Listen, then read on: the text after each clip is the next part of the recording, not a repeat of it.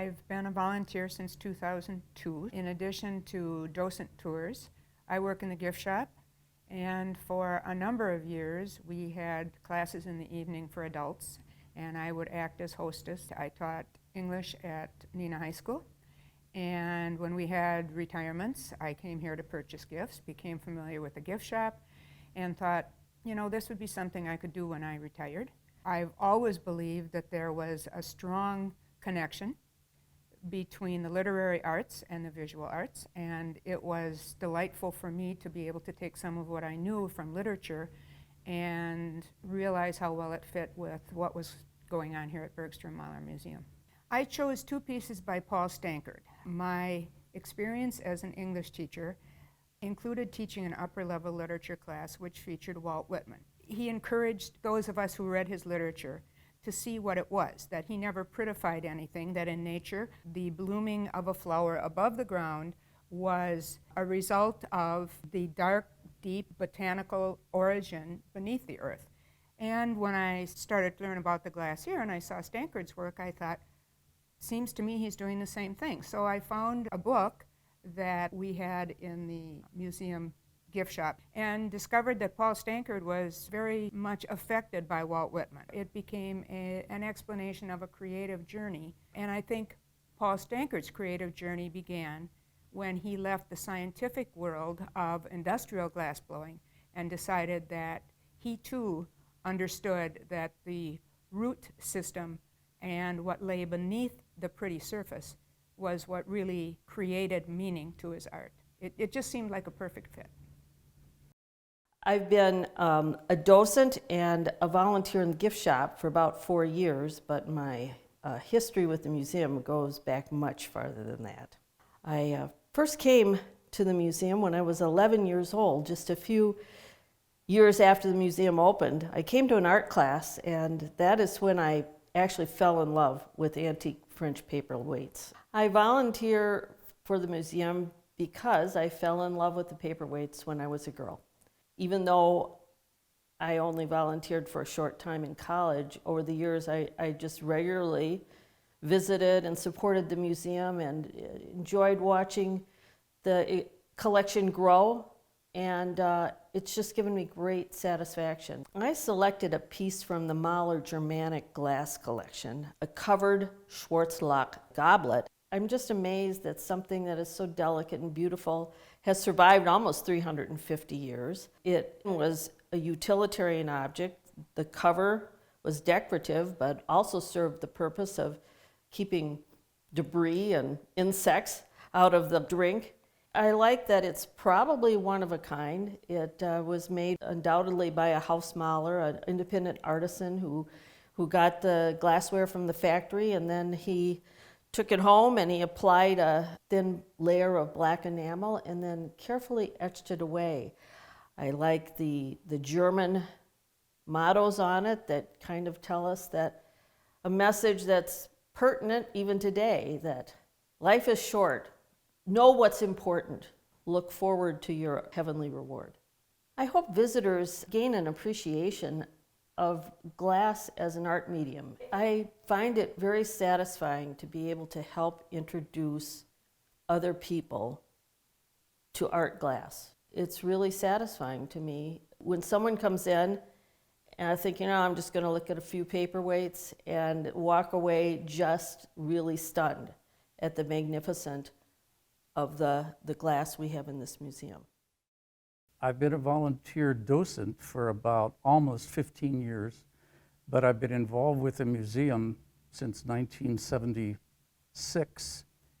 I was on the board for quite a few years. I was president of the board for a couple years, so I've had a number of roles at the museum.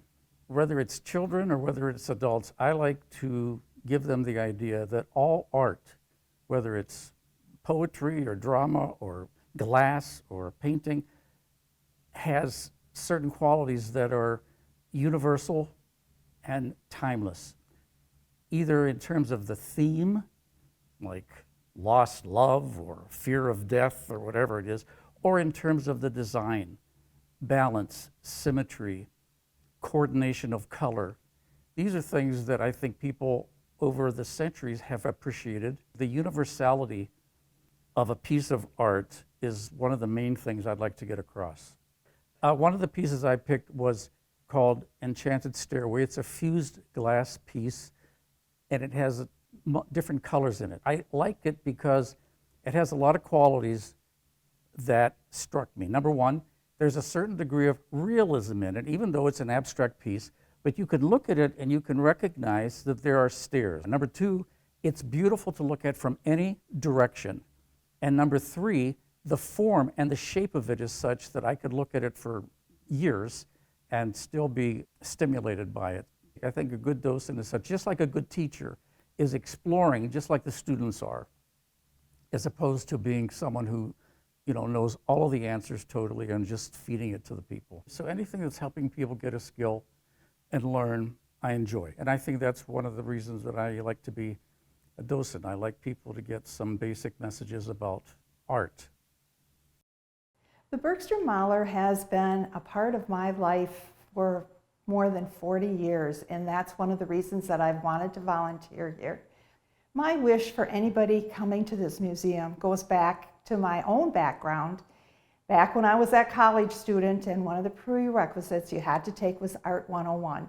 Well, to this girl from Western Wisconsin, that opened up a whole new world to me. To see all of the artwork, but to hear the stories behind it. And each docent has a different story about a different piece. There's a lot of favorites here. I really like to focus on children, so for this I used my grandchildren, and I asked them, what is your favorite piece? And pretty much they all picked the same piece, which is also one of my favorites. And it's the Paul Stanker, John Kuhn Collaborative. What it has in the center, it has the Paul Stanker part, which is flamework flowers, and then some of the other semi-hidden things in it.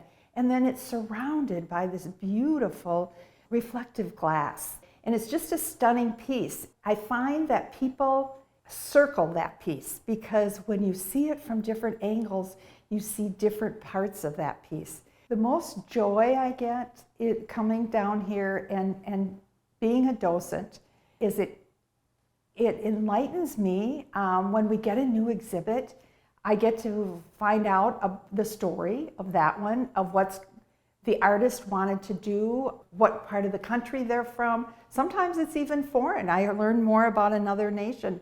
It just really is something that keeps me in time and abreast of what's going on.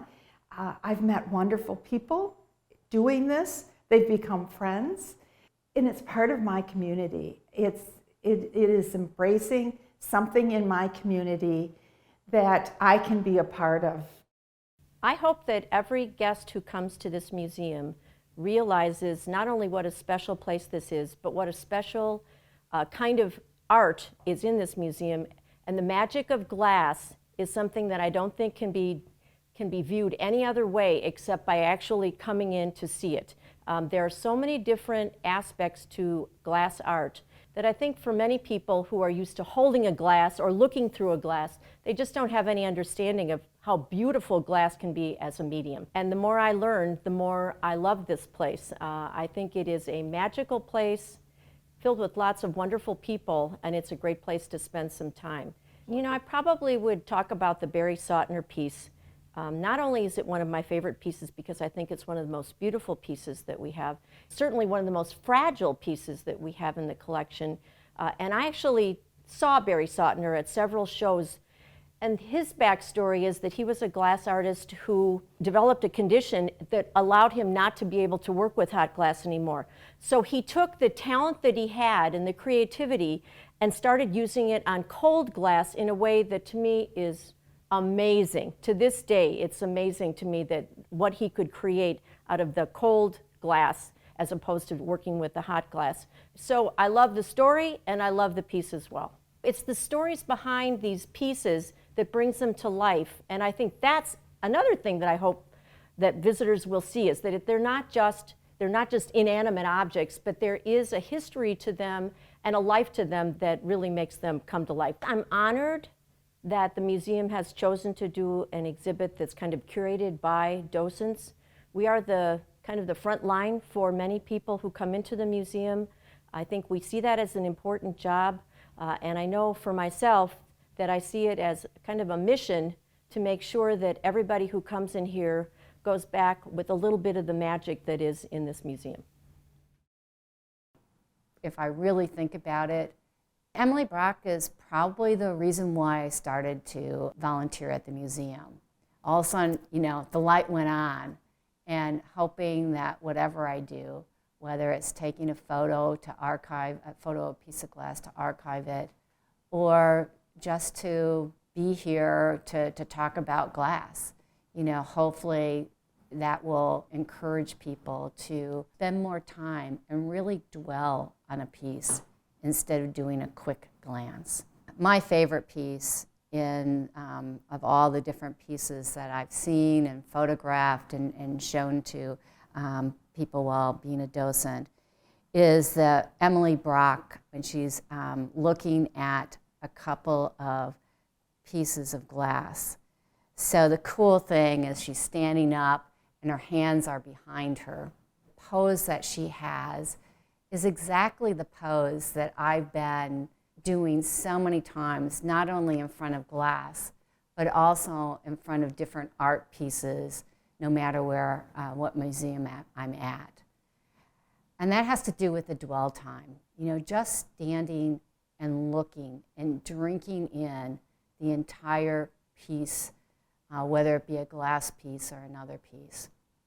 The other thing that's interesting about Emily's piece is that it's actually a book. And so it's not a gallery, but it looks like a gallery inside a book. I'm a big lover of books, and so that's another way that it speaks to me, having it in a book form where you can see something again and again if you choose to. So that's what Emily Brock's piece means to me. Museums are a way that we can come in touch with ourselves and with people who went before us and with people who are working ahead to make art for the rest of the world.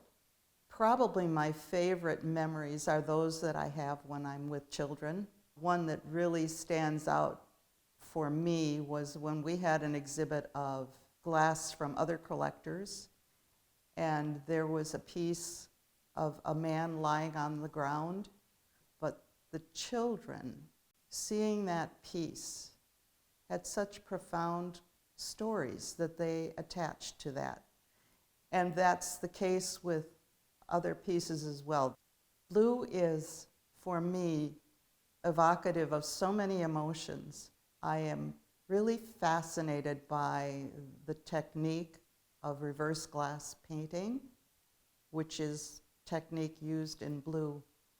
But in blue, the woman there is so thoughtful. And it depends on the day that I look at it. Sometimes she seems really sad, as in the title, Blue. And other times she seems to be meditating. It's interesting to talk with children about that piece because we all project ourselves into the work that we look at. And sometimes the children project so much into that piece that it takes my breath away. I really hope that people will see the beauty and the challenge of working with glass, find stories for themselves, be able to add to my story because people come up with the most interesting perspectives. Nothing's right or wrong. It's what is in your soul that connects with a piece of work in the museum.